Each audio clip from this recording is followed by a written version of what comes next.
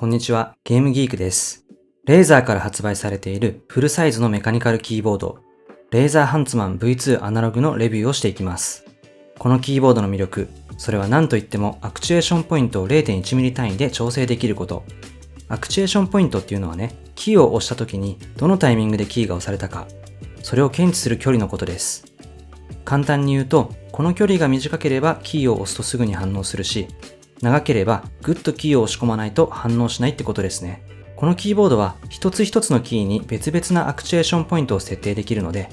例えば移動キーはすぐ反応するように、他のスキルキーは多少押さないと反応しないように、みたいに細かくカスタマイズして自分だけのキーボードを作り上げられます。で、このアナログスイッチのおかげで一つのキーに二つの役割を割り当てる二段式アクチュエーションとか、アナログスティックをね、模倣できるようになりました。値段はかなり高くて、動画投稿時点の定価はなんと税込みで3880円。この値段にビビっている人も結構いると思います。果たしてそこまでの価値があるのか、見ていきましょう。同梱物から見ていきます。キーボード本体、リストレスト、USB-C から A に変換するアダプター、クイックガイドなど、同梱物は以上です。レーザーハンツマン V2 アナログは数字パッドまで備わったフルサイズのキーボード。キーが多い代わりにサイズはかなり大きくて、横幅が 445mm、縦幅は 140mm、高さは 43.5mm です。日本語配列と英語配列の2種類ありますけど、今回は普段から使い慣れている英語配列を選びました。写真を見ただけなんですけど、日本語配列だとスペースが小さいっぽいんですよね。キーの数はトータルで104キー、さらに右上にはメディアコントロールキーがあります。さすがにね、フルサイズキーボードだけあってヘビー級です。キーはフロートタイプですが、軸が黒いので中はあんまりしっかり見えるようなタイプじゃないです。フラットな状態のままでも奥から手前にかけて緩やかに傾斜しています。左サイドには USB 3.0 のパススルーポート。ここに USB あるの結構便利ですよね。ワイヤレスの USB レシーバー挿すとか使い道はいろいろです。ベゼルレスタイプ。滑らかなアルミ製マット仕上げのトッププレートで高級感があります。側面から手前にかけてシームレスに光るアンダーグローライティング。座っている状態からだと直接は見えにくいし、明るいと分かりにくいんですけど、地面に反射するのを見ると結構綺麗なんですよね。そこはシンプルなプラスチックで滑り止めのラバーが6箇所に貼られています。ラバーの防滑性は普通くらいですけど、キーボード本体が結構重いので、そこまで大きく動くことはないかな。アングルをつけるための足は2段階です。小さい足と大きい足があるので好きな角度を使いましょう。小さい足を立てると6度、大きい足を立てると9度傾斜します。右上には4つのメディアコントロールキー。左3つはストローク浅めのボタンで硬めの押し心地です。一番右は外側がボリュームダイヤルになっていて、真ん中はミュートボタンになっています。ダイヤルは少しノッチ感のあるタイプですが、プラスチックが擦れるような回し心地。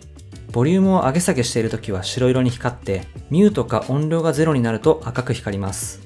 この機能を使うにはレーザーシナプスを起動していないとダメっぽくて、それがちょっと不満ですね。LED インジケーター各種、キャプスロック、ナムロック、スクロールロック、ゲーミングモード、オンザフライマクロです。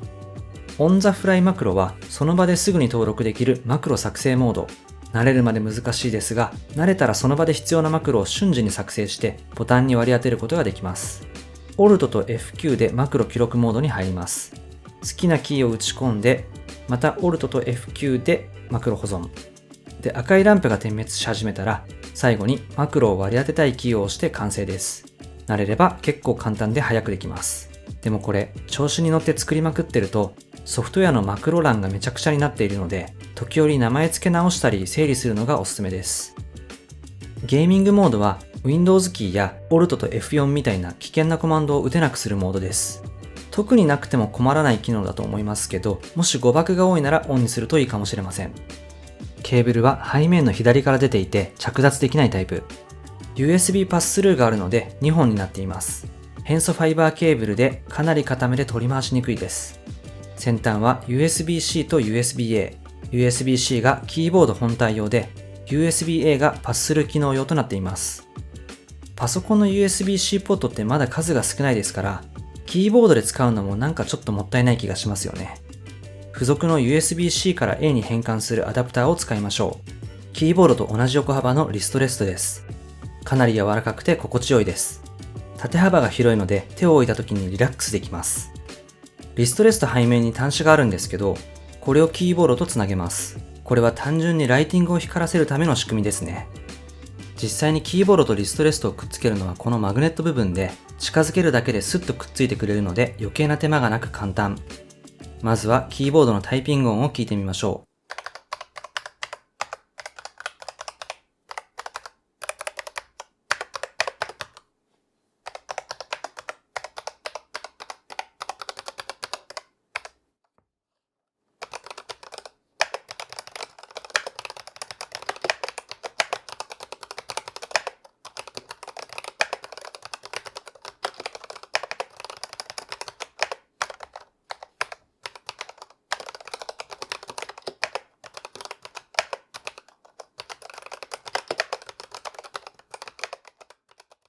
光を通してアクチュエーションするオプティカルタイプで高速かつ耐久値が高いスイッチです。さらに既存のスイッチとは設計が異なるユニークなアクチュエーションメカニズムで、キーが押された距離を 0.1mm 単位で正確に計測できるようになりました。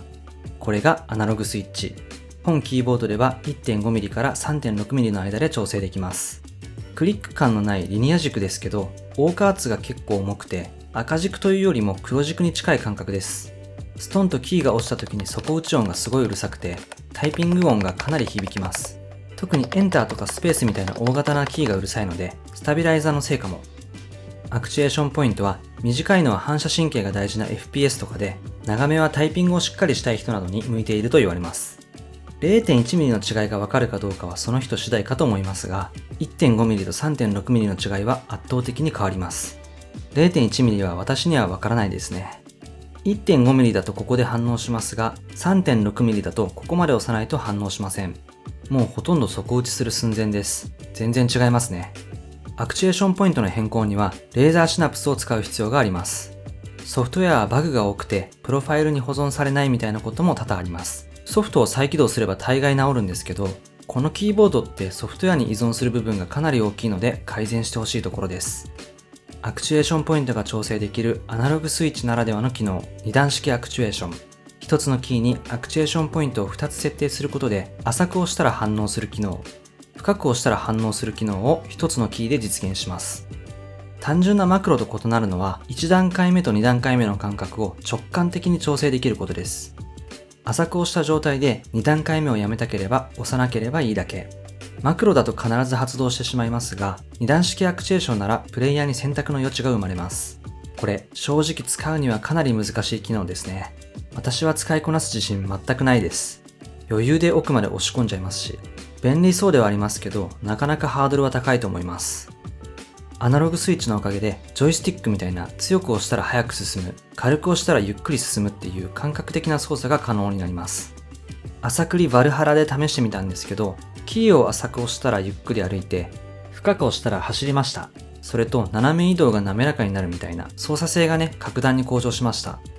これ、クイックリマッピングという機能をオンにすると、WASD がアナログスティックになります。それかキー単体を選択してアナログスティックの機能を割り当てるみたいな使い方もできます。注意点として、この機能をオンにすると WASD をタイピングできなくなりますので、ゲームごとのプロファイルを作成して、ゲーム起動にリンクさせて、そのゲームをプレイ中のみにこの機能が割り当たるみたいな設定にしないとちょっと大変です。キーキャップは印字が摩耗しないタイプの PBT ダブルショット。表面にはザラつきがあります。プリントされているフォントは細め。スタイリッシュな見た目をしていますが、キーによっては地味にライティングにムラがあることも、このホームキーとか特にそうですね。暗い中だとはっきり見えますが、明るいとライトはちょっと薄めな印象。アクチュエーションポイントを変更できるキーボードは Apex Pro が一番有名ですけど、本製品はオプティカルスイッチと組み合わせたり、二段式アクチュエーションみたいな多機能さを併せ持っています。私の感想としては、このアナログスイッチを使いこなすのはかなり難しそう。自分の中でこのキーは浅め、このキーは深くしたいみたいに、ちゃんとビジョンがないと宝の持ち腐れになると思います。キーボードの機能をフルに活かすためには、レーザーシナプスの常時起動がほぼ必須なのもちょっと微妙な感じ。アナログオプティカルスイッチが価格を釣り上げているわけなので、アクチュエーションポイントの変更を使いこなせないのであれば、他のキーボードの方が圧倒的におすすめということになります。高級感のある見た目とか、リストレストなどの完成度はすごい高いんですけど、底打ち音がうるさかったり、大加圧が重かったり、画期的ではありますが、デメリットも結構ある印象です。人を選ぶキーボードかなと思いますけど、アクチュエーションポイント変更に魅力を感じたなら、ぜひ試してみましょう。以上、レーザーハンツマン V2 アナログのレビューでした。ここまでご視聴いただきありがとうございました。他にもデバイスレビューを投稿していますので、よかったらチャンネル登録していってください。ではまた次の動画で。